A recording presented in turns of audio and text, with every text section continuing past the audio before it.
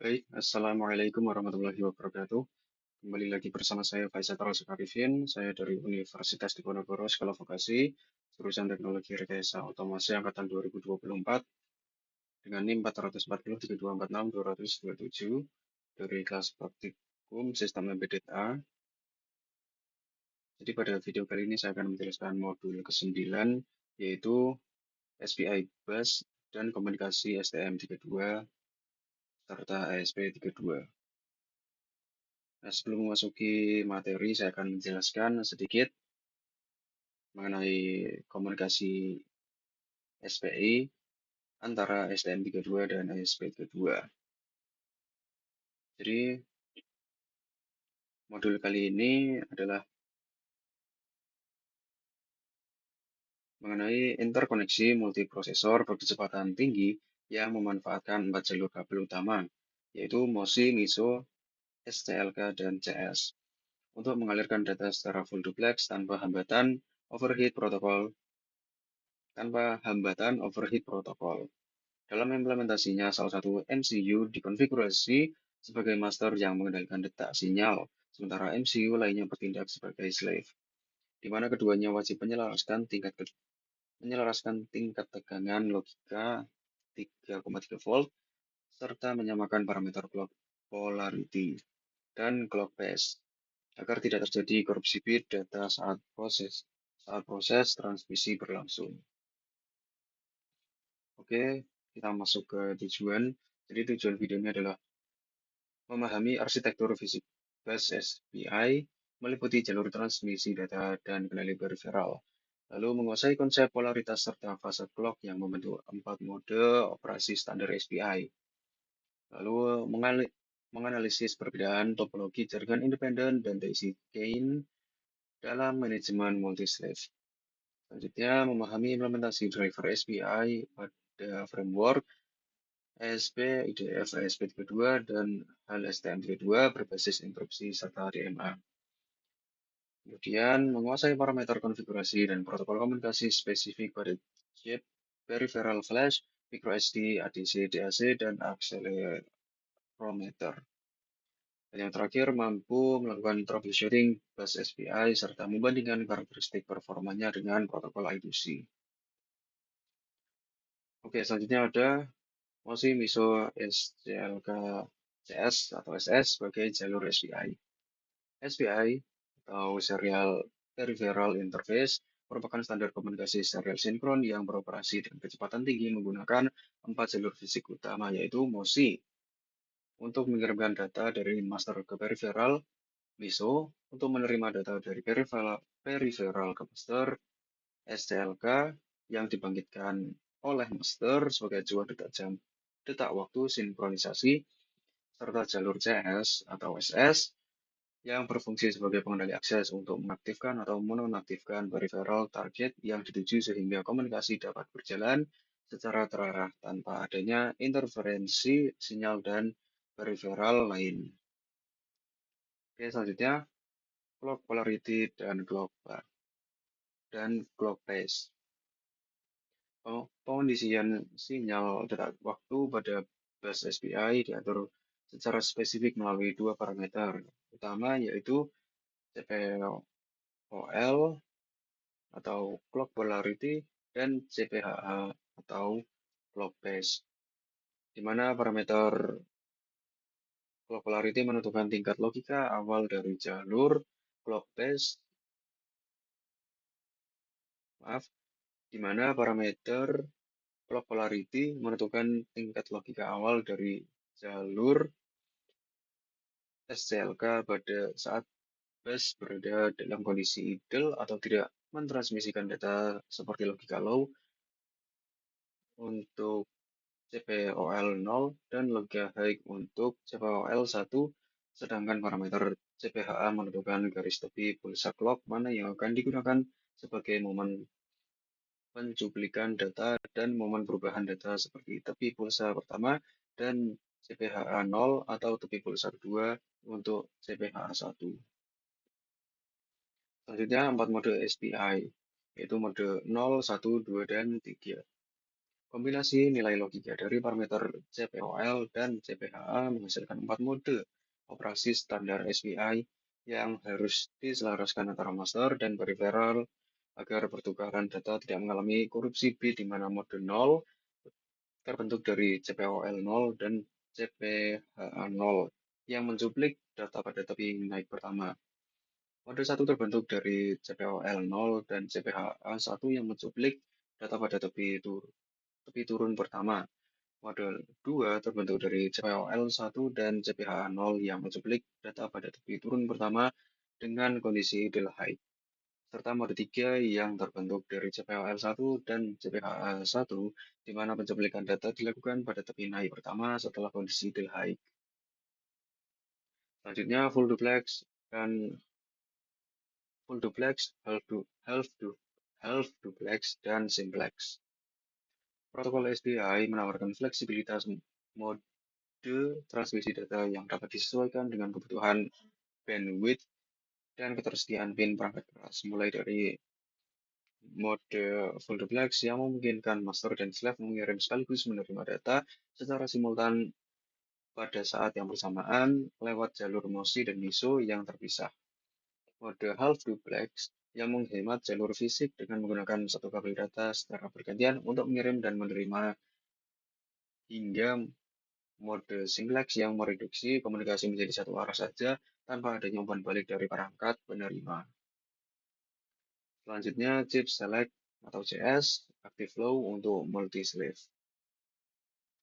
Manajemen interkoneksi ke banyak peripheral slave pada bus SPI umumnya memanfaatkan karakteristik jalur chip select yang dikonfigurasi dengan sifat active flow, yang berarti master harus menarik tegangan pada pin CS perangkat slave tertentu ke logika low atau ground untuk memulai transaksi dan mengaktifkan internal buffer perangkat tersebut, sementara seluruh peripheral slave lain yang jalur CS-nya tetap berada pada logika high akan mengabaikan pulsa clock serta menahan pin MISO mereka dalam kondisi impedansi tinggi atau floating agar tidak mengganggu jalur data yang sedang aktif. Selanjutnya, daisy chain dan independent CS. Dalam mendesain topologi jaringan multislave, penengah sirkuit dapat memilih antara metode independent CS yang mendedikasikan satu pin GPIO master khusus untuk setiap slave sehingga jalur data terhubung paralel namun membutuhkan banyak pin digital, atau metode daisy chain di mana semua jalur CS digabungkan menjadi satu dan pin data dihubungkan secara seri dari keluaran satu slave ke masukan slave berikutnya sehingga seluruh data digeser secara berantai melewati semua peripheral, yang mana metode ini sangat efektif untuk menghemat penggunaan pin GPIO pada master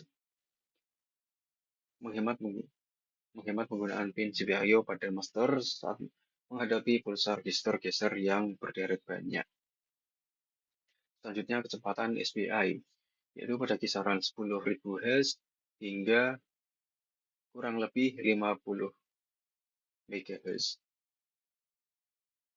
Berbeda dengan protokol komunikasi lain yang dibatasi oleh standar internal yang kaku, kecepatan bus SPI memiliki rentang operasional yang sangat luas, mulai dari 10.000 Hz untuk kebutuhan komunikasi berlayar rendah atau debugging jarak jauh hingga menembus kecepatan 50 MHz ke atas pada implementasi perangkat keras modern yang ideal, di mana kecepatan ekstrim ini dapat dicapai karena lapisan fisik SPI tidak dibani oleh efek perlambatan dari kapasitansi resistor pull-up eksternal, melainkan dikendalikan secara aktif oleh sirkuit push-pull internal microcontroller. Selanjutnya, STM32 SPI Hall, register, DMA, dan interrupt. Implementasi bus SPI pada ekosistem STM32 didukung penuh oleh driver hardware abstraction layer yang mengabstraksi konfigurasi register penting seperti SPI CR1 dan SPI CR2 untuk mengatur baud rate serta ukuran data, di mana pengembang dapat memilih mode pemrosesan berbasis interrupt untuk menangani transfer data latar belakang tanpa memblokir eksekusi program atau mengintegrasikannya dengan fitur DMA untuk mengalirkan lari data berkapasitas besar dari memori RAM langsung ke peripheral SPI tanpa melibatkan intervensi core prosesor sama sekali. Selanjutnya aspek kedua, SPI IDF, SPI GPIO matrix, SPI master or slave. Pengembangan peripheral SPI pada arsitektur ESP32 menggunakan framework ESP-IDF menyediakan fleksibilitas penataan pin lewat fitur GPIO matrix yang mengizinkan pengalokasian fungsi MOSI, MISO, SCLK, dan CS ke pin digital mana saja melalui software walaupun penggunaan pin IOMUX bawaan tetap direkomendasikan untuk mengejar kecepatan maksimal di atas 26 MHz, di mana framework ini juga menyediakan driver terpisah yang matang untuk mengonfigurasi SPI kedua, baik sebagai SPI master yang mengendalikan bus maupun sebagai SPI slave yang responsif terhadap instruksi dari prosesor luar. Selanjutnya, SPI flash W25G64 JDC ID read or write or erase. Jadi, chip memori SPI flash W25G64 yang berkapasitas 8 MB memiliki arsitektur internal berupa base size sebesar 256 byte dengan ukuran sektor sebesar 4 KB dan blok sebesar 23 atau 64 KB, di mana pembacaan identitas keaslian chip dilakukan lewat instruksi JDCID, sedangkan operasi penulisan data baru secara mutlak membutuhkan pengiriman perintah write enable dengan opcode 0x06 sebelum master dapat mengeksekusi perintah fetch problem dengan opcode 0x02 atau perintah erase, dan pengembang wajib memantau status register internal secara berkala untuk mendeteksi bit busy guna memastikan operasi internal telah selesai sebelum mengirimkan instruksi berikutnya. Selanjutnya, micro SD card SPI mode init 400 kHz CMD or ACMD.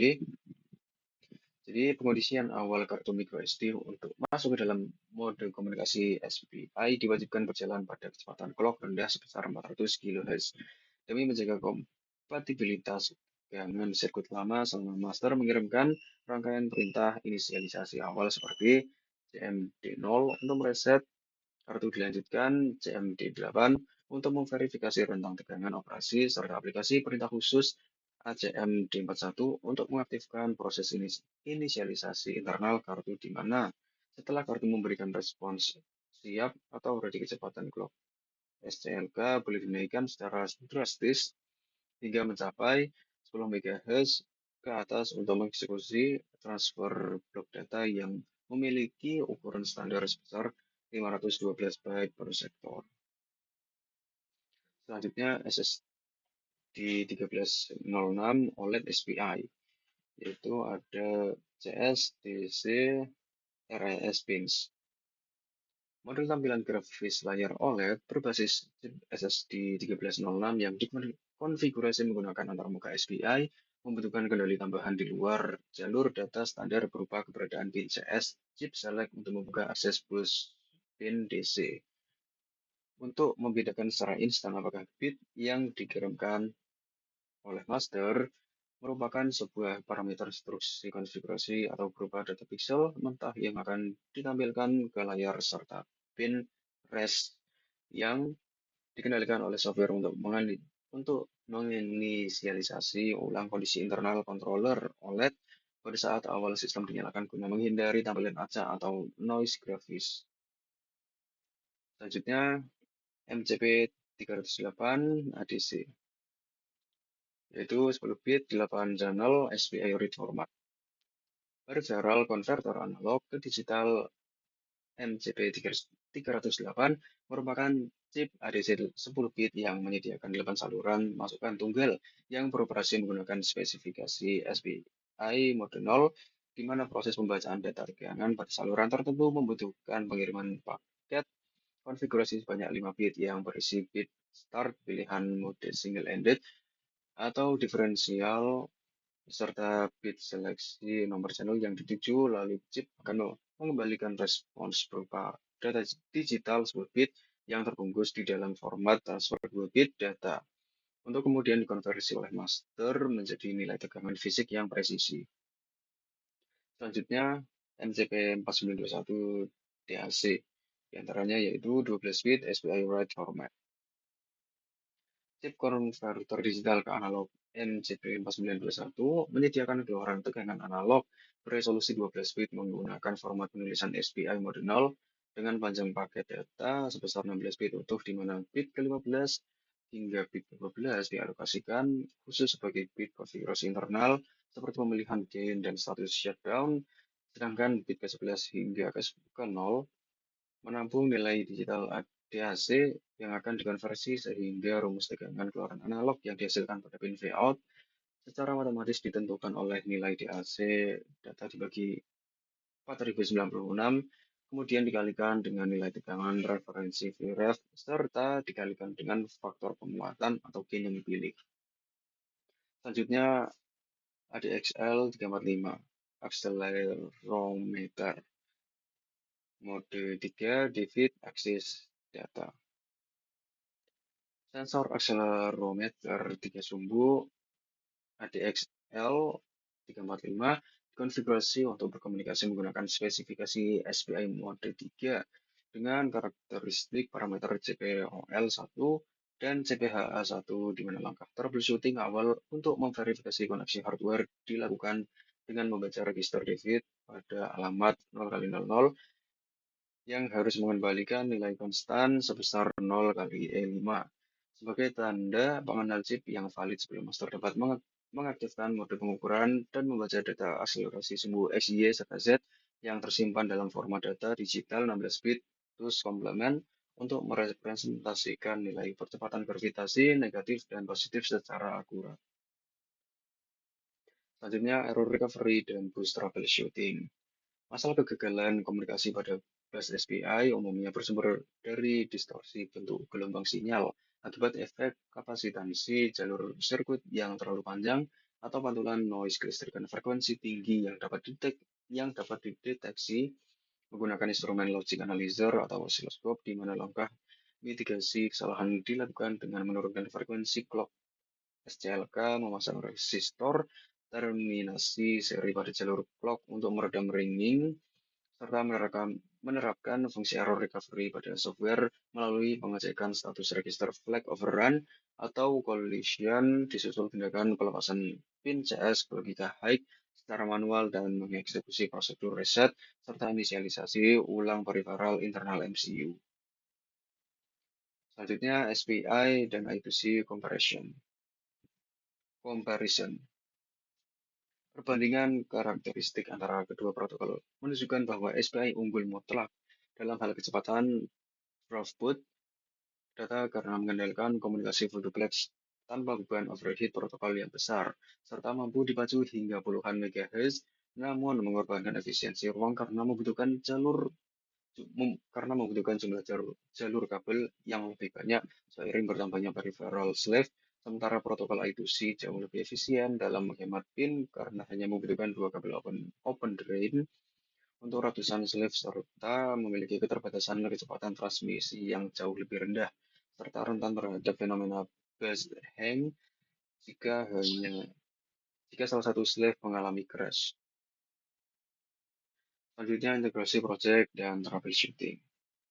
Tahap finalisasi integrasi project yang melibatkan banyak peripheral SPI menuntut ketelitian dalam pengaturan alokasi prioritas DMA, pengaturan level logika pin CS yang independen, serta pemisahan clock domain yang tepat antar chip agar peripheral berkecepatan rendah seperti ADC tidak mengganggu kinerja peripheral berkecepatan tinggi, seperti flash memory di mana penyusunan arsitektur software yang modular dengan penanganan error terisolasi pada setiap node peripheral akan menjamin integritas data serta stabilitas operasional sistem tertanam secara keseluruhan saat diimplementasikan pada lingkungan industri. Oke, sebelum memasuki kesimpulan, saya akan eh, menjelaskan percobaan yang sudah saya lakukan selama praktikum. Jadi di sini ada 4 percobaan. Oke, di sini langsung saja masuk ke program dari percobaan yang pertama. Nah, untuk percobaan yang pertama yaitu menggunakan microcontroller ESP32. Jadi program ini nantinya akan ditampilkan pada LCD TFT. Nah, untuk konfigurasi pinnya sendiri, CS pada pin 5, RST pada pin 2, DC pada pin 4, MOSI pada pin 23, SCLK pada pin 18. Nah, untuk keseluruhan program, tampilannya seperti ini ya. Oke, ini untuk program platform IO-nya. Oke, langsung saja masuk ke video percobaannya. Nah, ini untuk programnya ya. Nah,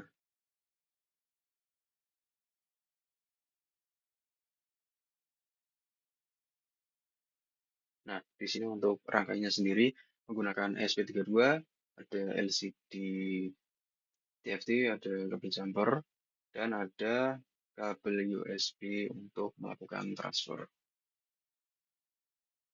melakukan upload, mohon maaf.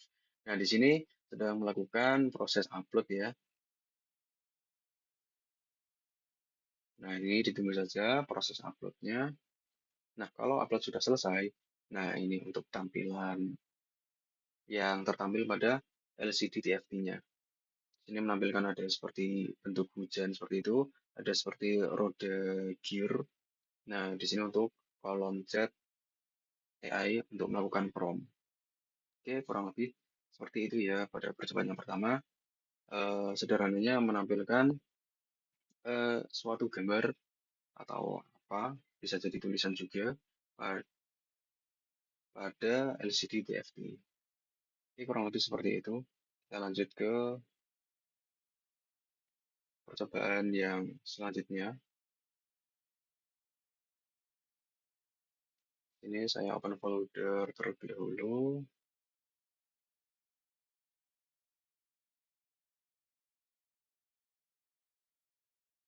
Nah, untuk percobaan yang kedua,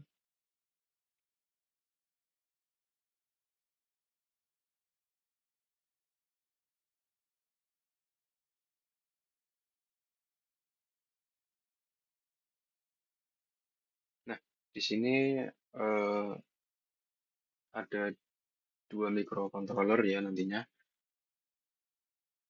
yang mana eh, percobaan ini ditujukan untuk melakukan komunikasi antar mikro.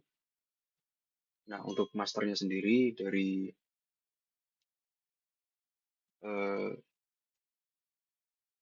ESP32 dan slave-nya dari STM32. Nah, untuk pin-nya sendiri dari ESP32-nya ini ada MISO pada pin 19, MOSI pada pin 23, STLK pada pin 18, dan CS pada pin 5. Ini untuk program pada ESP32-nya ya. Oh ya, perlu dipahami juga karena di sini ada dua program dari dua folder yang berbeda. Ini sebenarnya tidak boleh ya, karena nanti akan error pada VS Code-nya. Jadi, teman-teman kalau ingin melakukan komunikasi antar mikro, harus buka salah satu folder, upload ke salah satu microcontroller, yaitu upload ke Slack terlebih dahulu, lalu tutup foldernya, buka folder untuk masternya, dan diupload. Nah, itu untuk urutan penguploadannya ya. Nah, ini untuk program STM32-nya yang sebagai slave. Ini ada pin CS-nya pada PA4. Nah, untuk keseluruhan program ESP32 dan STM32 kurang lebih seperti ini ya. Ini saya membuka kedua folder hanya untuk mencocokkan kepada teman-teman saja. Jadi teman-teman tidak harus melakukan seperti yang saya lakukan seperti ini. Saya hanya memberikan contoh programnya saja. Ini untuk tampilan program platform IO-nya dari STM, dan ini untuk program platform IO dari ESP32. Oke, langsung saja kita memasuki video percobaannya. Nah, di sini ada ESP32 dan STM32. Ini ada kabel yang digunakan untuk melakukan komunikasi antar muka ya.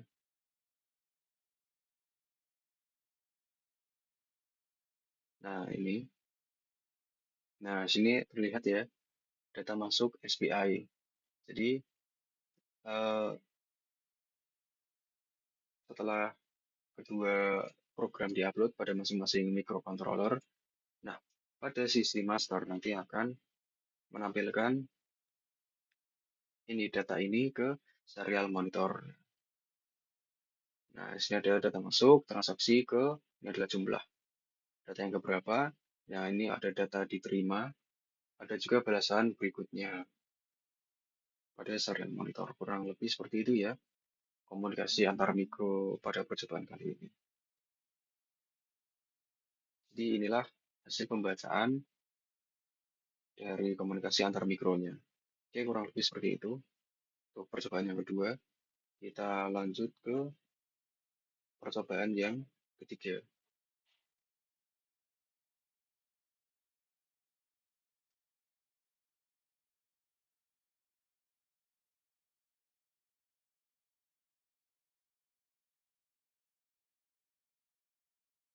Nah, ini untuk percobaan yang ketiga.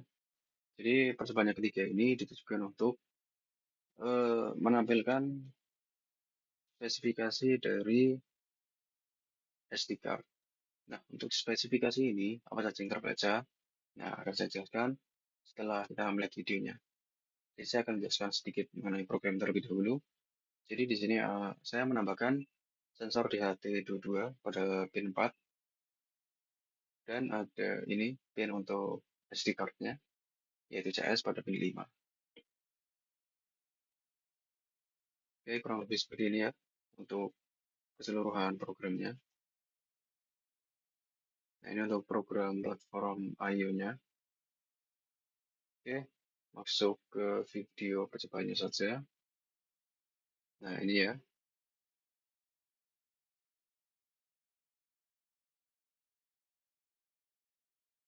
Nah, ini sedang mengupload ke microcontrollernya.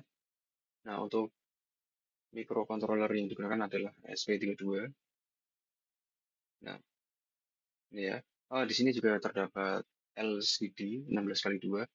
Jadi tidak hanya tertampil pada serial monitor, tapi juga tertampil pada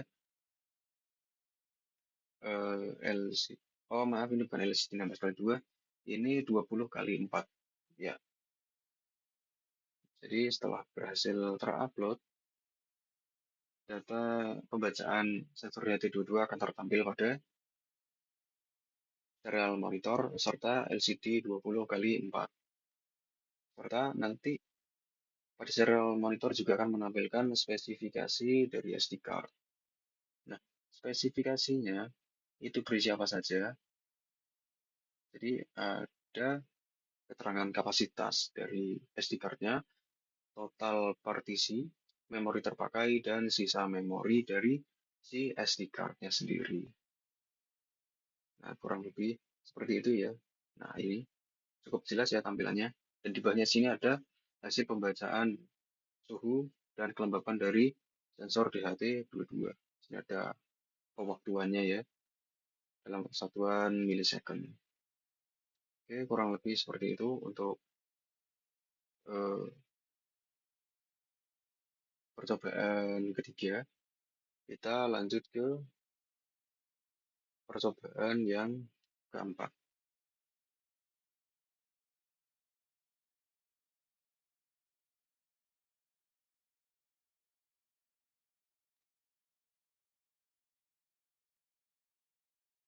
Nah, di sini untuk percobaan yang keempat, untuk tampilan programnya sendiri seperti ini. Ini menggunakan LCD TFT. Untuk konfigurasi pinnya sendiri, CS TFT pada pin 4 untuk RST-TFT pada pin 2, DSC-TFT pada pin 15. Di sini juga ada CS dari SD card masuk ke pin 5. Nah, ini untuk konfigurasi pin MAX 6675. Untuk MISO pada pin 12, SD card pin 27, dan CS ke pin 14. Oke, untuk tampilan keseluruhan programnya sendiri seperti ini ya. Nah, ini ada kolom chat AI untuk melakukan prompt juga. Nah, dan di sini untuk program platform IO-nya. Oke, kurang lebih seperti ini ya. Selebihnya akan saya jelaskan pada video percobaannya. Nah, jadi pada percobaan yang keempat atau yang terakhir ini, itu melakukan pembacaan sensor. Sensor yang digunakan adalah sensor thermocouple yang terhubung ke MAX 6675 yang nantinya data hasil pembacaan itu akan melakukan pengambilan data selama 10 detik, dan pengambilan data itu dilakukan per setengah detik. Jadi ada sekitar 20 data seharusnya ya, dari pembacaan sensor thermocouple. Nah, di sini untuk komponennya sendiri ada micro SD card adapter, ada MAX 6675, ada LCD TFT, dan ada ESP32. Jadi nanti pembacaan data sensor thermocouple setelah 10 detik, datanya akan tertampil di LCD TFT dan juga akan masuk ke dalam SD card. Nah, selama proses pembacaan selama 10 detik itu juga akan tertampil pada LCD TFT. Nah, ntar di sini sedang melakukan upload ya. Nah, untuk uploadnya sukses. Nah, di sini SD card-nya terbaca ya. Di sini kalau SD card-nya terbaca, maka keterangannya SD card siap. Nah, di sini ada keterangan siap memulai pengambilan data selama 10 detik. Nah, di sini ada pengambilan data. Nah, di sini juga tertampil pada LCD TFT. Ini adalah pengambilan data keberapa dan waktu keberapa. Ini ada tampilan pembacaan suhu dari thermocouple.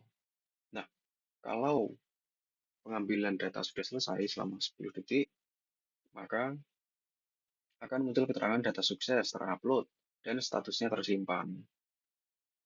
Data total 17, yang terbaca datanya ada 17, durasi 10 detik, suhu maksimal ada pada 27,5 derajat Celcius.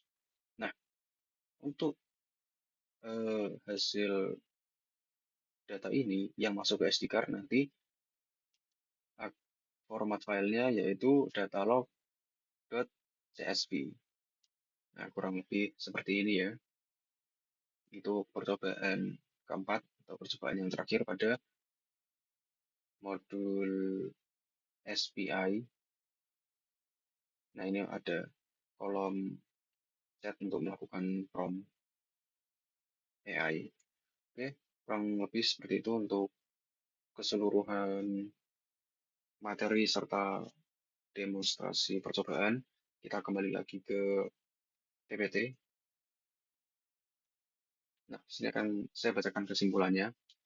Jadi, protokol komunikasi SPI merupakan solusi antarmuka performa tinggi yang tidak tergantikan untuk aplikasi sistem tertanam yang membutuhkan transfer data berkecepatan tinggi dan real-time seperti penyimpanan memori flash, tampilan grafis, serta konversi data analog ke digital, di mana keandalan implementasinya sangat bergantung pada ketepatan sinkronisasi parameter, mode clock, pengaturan topologi, kelistrikan jalur fisik, sirkuit, serta kematangan penulisan driver software, microcontroller dalam mengelola